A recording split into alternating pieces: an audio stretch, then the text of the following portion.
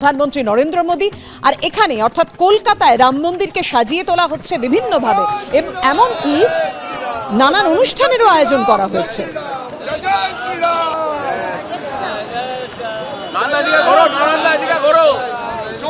Central অ্যাভিনিউর Ram মন্দিরের সেই ছবি তুলে ধরেছেন আমাদের প্রতিনিধি পার্থ প্রতিম ঘোষ।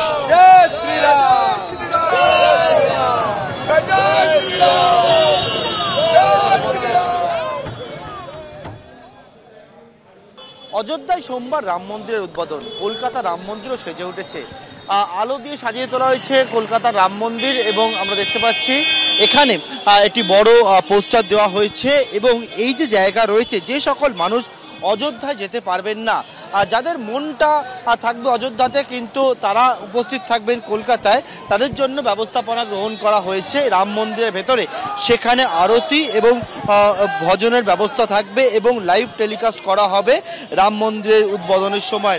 অনেকেই দেখতে পাচ্ছি তারা আজকে থেকে এই রাম মন্দিরের সামনে এসছেন এবং দেখতে পাচ্ছি যে এখানে রাম মন্দিরের সামনে যেখানে লেবু বিতরণ করা হচ্ছে। আজকে কি করছেন? লেবু বিতরণ।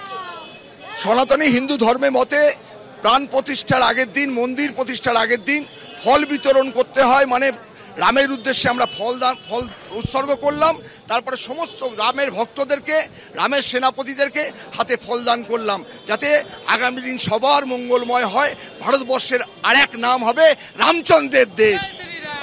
অর্থাৎ রাম মন্দির উদ্বোধন অযোধ্যায় এবং কলকাতাতেও সাজিয়ে তোলা হয়েছে কলকাতার রাম মন্দিরকে। যারা এখানে থাকবেন তারা কিন্তু সরাসরি দেখতে পাবে যে অযোধ্যার দৃশ্য, অযোধ্যায় যে রাম মন্দির উদ্বোধনের সময়ের যে দৃশ্য সেটা দেখতে পাবেন এবং বিভিন্ন অনুষ্ঠানের আয়োজন করা হয়েছে এখানে। ক্যামেরা দিব্যেন্দু শেখের সঙ্গে পার্থ প্রতিম ঘোষ, এবিপি আনন্দ, কলকাতা।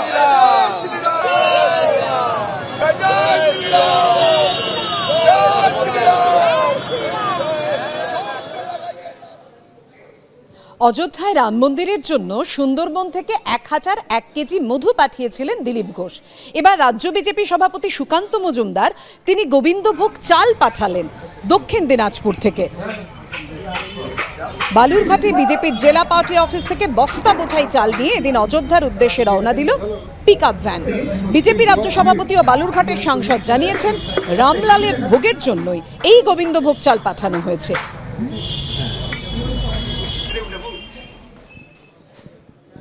আমাদের জেলার সবথেকে বিখ্যাত চাল গোবিন্দভোগ চাল, যা আমরা বাঙালিরা ঠাকুরের ভোগ রান্নার সময় খিচুড়ি তৈরিতে ব্যবহার করি।